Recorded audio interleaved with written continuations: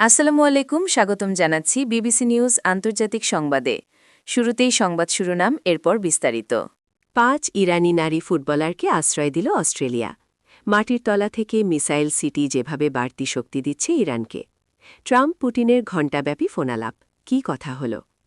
হামলা না থামা পর্যন্ত তেল অবরোধ চালিয়ে যাওয়ার ঘোষণা ইরানের। দর্শক, এতক্ষণ শুনছিলেন সংবাদ শিরোনাম। এখন বিস্তারিত। আপনি যদি ইসরায়েলের ধ্বংস চান এবং মুসলিমদের পাশে থাকেন, তাহলে ভিডিওতে লাইক করে চ্যানেলটি অবশ্যই সাবস্ক্রাইব করে দিবেন এবং আপনার মূল্যবান মতামত অবশ্যই কমেন্টে লিখে জানিয়ে দিবেন। এখন বিস্তারিত। ৫ ইরানি নারী ফুটবলারকে আশ্রয় দিল অস্ট্রেলিয়া। জাতীয় সঙ্গীত গাইতে অস্বীকৃতি জানানোর পর নিজ দেশে যুদ্ধকালীন বিশ্বাসঘাতক হিসেবে চিহ্নিত হওয়া ইরান নারী ফুটবল দলের ৫ সদস্যকে মানবিক ভিসা দিয়েছে অস্ট্রেলিয়া। বর্তমানে কুইন্সল্যান্ডে ২০২৬ এএফসি নারী এশিয়ান কাপ খেলতে অবস্থানরত এই খেলোয়াড়রা নিরাপত্তার শঙ্কায় রাজনৈতিক আশ্রয় প্রার্থনা করেছিলেন। অস্ট্রেলিয়ার ক্যানবেরায় এক সংবাদ সম্মেলনে প্রধানমন্ত্রী অ্যান্থনি অ্যালবেনিজ এই সাহসী নারী ফুটবলারদের পাশে দাঁড়ানোর ঘোষণা দেন। তিনি বলেন, এই লড়াকু নারীদের দুর্দশা অস্ট্রেলীয়দের গভীরভাবে নাড়া দিয়েছে।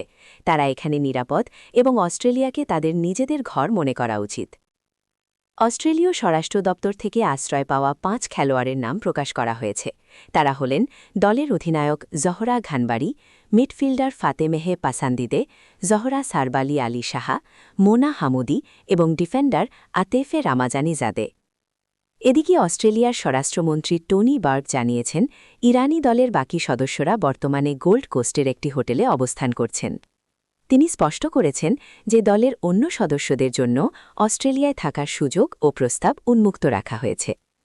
মূলত ইরানে চলমান রাজনৈতিক অস্থিরতার প্রেক্ষাপটে এই ফুটবলারটির অবস্থান বিশ্বজুড়ে নতুন করে আলোচনার জন্ম দিয়েছে। মাটির তলা থেকে মিসাইল সিটি যেভাবে বাড়তি শক্তি দিচ্ছে ইরানকে। মধ্যপ্রাচ্যে এখন যে যুদ্ধ চলছে তার কেন্দ্রে রয়েছে ইরানের বিশাল ক্ষেপণাস্ত্র ভাণ্ডার। ২০২২ সালে মার্কিন সেন্ট্রাল কমান্ডের এক হিসাব অনুযায়ী ইরানের কাছে ৩,০০০-এরও বেশি ব্যালিস্টিক ক্ষেপণাস্ত্র রয়েছে। গত এক দশকে এই ক্ষেপণাস্ত্রগুলোর নিশানার নির্ভুলতাও অনেক বেড়েছে। ইরানের কাছে পারমাণবিক অস্ত্র নেই, আমেরিকায় পৌঁছানোর মতো দূরপাল্লার ক্ষেপণাস্ত্র নেই। তবে প্রচলিত অস্ত্রের দিক থেকে তাদের এই ক্ষেপণাস্ত্র ভাণ্ডার পশ্চিমা দেশগুলোর জন্য বড় উদ্বেগের বিষয়। বিশেষ করে ইরানের চিরশত্রু ইসরায়েল ও আমেরিকা এই ভাণ্ডার নিয়ে সতর্ক। ইরানের কাছে আধুনিক যুদ্ধবিমান নেই। মান্ধাতার আমলের মিগ-29 ও টমক্যাট F-14 ছাড়া তাদের বিমান বাহিনী খুব দুর্বল। জুনের টানা ১২ দিনের হামলায় আকাশ প্রতিরক্ষাও অনেকটা ভেঙে পড়েছে। তাই এই ক্ষেপণাস্ত্র ভাণ্ডারই এখন ইরানের প্রধান ভরসা। সামরিক বিশ্লেষক গিয়ের্মো পুলিদো বলেন, ইরানের প্রায় ২,০০০ ক্ষেপণাস্ত্র মধ্যপ্রাচ্যের বিভিন্ন দেশে আঘাত করতে পারে। এর পাশাপাশি ইরানের কাছে বড় সংখ্যায় কামিকাজি ড্রোন ও ক্রুজ ক্ষেপণাস্ত্র রয়েছে। ট্রাম্প পুতিনের ঘণ্টাব্যাপী ফোনালাপ, কী কথা হল? ইরানকে ঘিরে যুক্তরাষ্ট্র ইসরায়েলের যুদ্ধ এবং ইউক্রেন সংঘাত নিয়ে রাশিয়ার প্রেসিডেন্ট ভ্লাদিমির পুতিনের সঙ্গে ১ ঘণ্টার মতো টেলিফোনে আলাপ করেছেন ডোনাল্ড ট্রাম্প। ক্রেমলিন জানিয়েছে, এই আলোচনা ছিল খোলামেলা ও গঠনমূলক।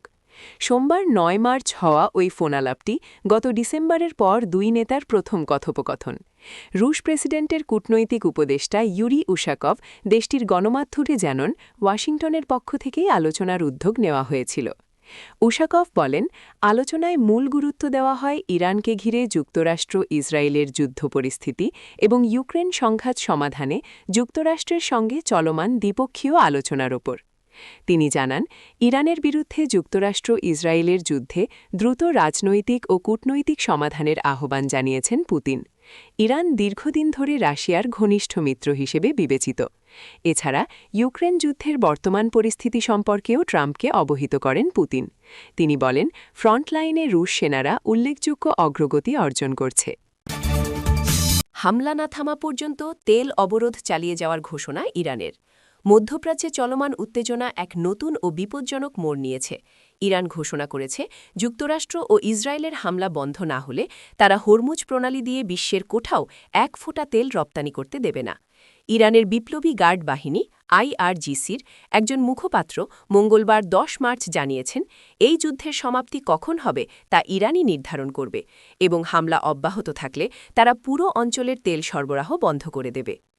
ইরানের এই হুমকির জবাবে কঠোর হুঁশিয়ারি দিয়েছেন মার্কিন প্রেসিডেন্ট ডোনাল্ড ট্রাম্প।